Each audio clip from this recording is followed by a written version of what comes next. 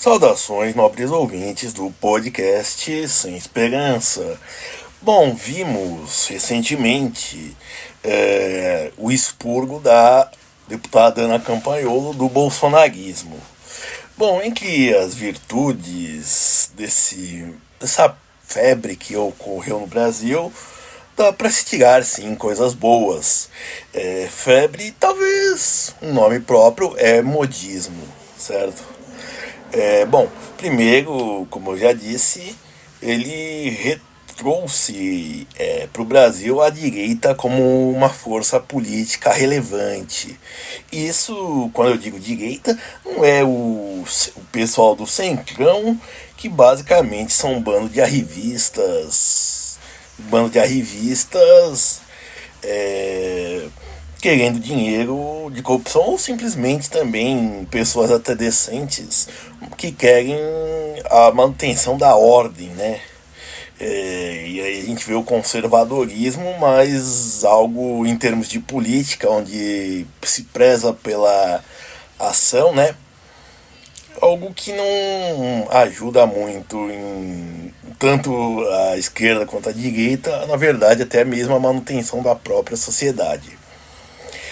Bom, segundo eu já disse, o choque liberal que ele teve, que foi extremamente limitado, reduzindo impostos, também funcionou, e o número de homicídios durante o governo dele, com a liberação das armas, e não só de homicídios, mas de violências, conseguiu diminuir.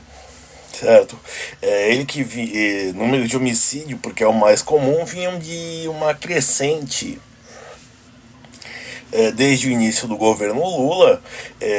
Por exemplo, se você for fazer quando dos 10 anos do Estatuto do Desarmamento, houve uma projeção de que teriam sido salvas em torno de 120 mil pessoas.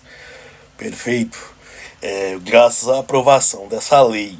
Entretanto, se você for observar você vai ver que um número muito próximo de pessoas morreram, foram assassinadas no mesmo período em que essa lei esteve vigente. Então vemos que basicamente a aprovação do Estatuto do Desarmamento foi tanto quanto irrelevante, quanto podemos considerar nociva.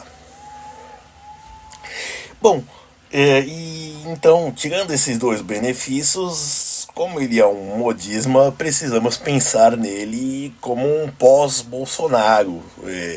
E quando eu digo isso, dos grupos de direita. É claro que assim temos os elementos recalcitrantes que não pensam nisso, que ainda adulam ele, porém devemos sempre mantermos a coerência, porque assim como o PT não faz o seu trabalho de pensar o pós-Lula, a direita, e aí como um todo, né, não faz o seu trabalho pensando no pós-Bolsonaro. Ele não pode ser o alicerce do poder e da imagem mesmo. Porque senão torna e traz as vulnerabilidades, e consequentemente o que ele ganhou, o que ele trouxe de bom, se perde. Esse expurgo que aconteceu, que quando houve com a Ana Campagnolo, eu acredito que seja o último de 2025, né? Até as eleições de 2026 ocorrerão muitos.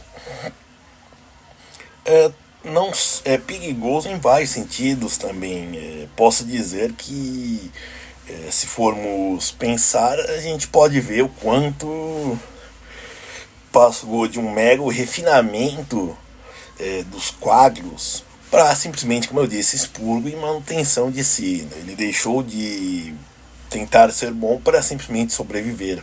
O bolsonarismo. Claro, também tem a ideia e a imagem de uma pessoa que, como a gente pode ver, esteve atrelada à imagem de alguém teve de manter fidelidade a alguém que é um traidor. Porque Bolsonaro sempre foi um traidor. Ele acreditava que a sua imagem, sua presença pessoal já resolveria tudo. Em alguma maneira, e claro, pode-se fazer a correlação, o Lula também, quando você vê na ideia dele, quando houve a alta dos juros, isso durante a campanha, a pré-campanha do última eleição, que ele concorreu com o Bolsonaro, onde ele via a questão da palavra, da permanência dele como a figura pessoal dele, como uma campanha, como um ponto de confiança, certo? Aí isso é importante, mas se desgasta. Tem um momento em que os aplausos precisam de realizações sólidas para ter concretude e o povo, por mais entusiasmado que ele esteja, ele percebeu que toda essa esperança foi em vão. Bom, como eu disse, o bolsonarismo ele não vai passar até as eleições de 2026, até ele se tornar um ambiente nostálgico, e aí vão julgar se é nostálgico no sentido de que basicamente ele não passou. Tá? Não vou ficar pormenorizando de dizer se ele foi algo glamuroso ou se é uma lembrança constrangedora, né? As pessoas sabiam que era ruim, era feio, vem hoje, né, num período deslocado posterior, mas vem que foi parte das vidas, né? Enfim. Então, assim, mas o bolsonarismo ainda está aqui e vai demorar um pouquinho para passar, mas vai passar.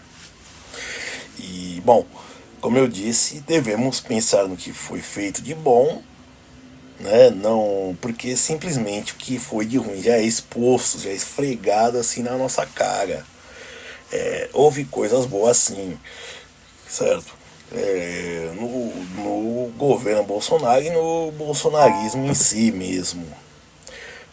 A gente não pode esquecer disso e também não pode esquecer que o Bolsonaro, ele mesmo, como pessoa, como prática, foi um traidor, né? De quem confiou nele, certo? De quem confiou nele, de quem quis que ele fosse um bom e até mesmo que tinha boas intenções. Começou com a Carla Zambelli, alguém que uma pessoa séria jamais falaria pela fidelidade canina que ela tem, certo? Poderia ter inúmeros defeitos, falar mal dela seria impensável, onde tem uma política experiente.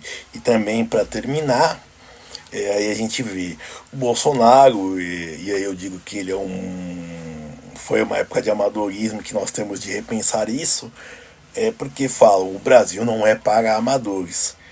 Realmente não é, e o Bolsonaro é prova desse amadorismo. Obrigado e tentem ser felizes.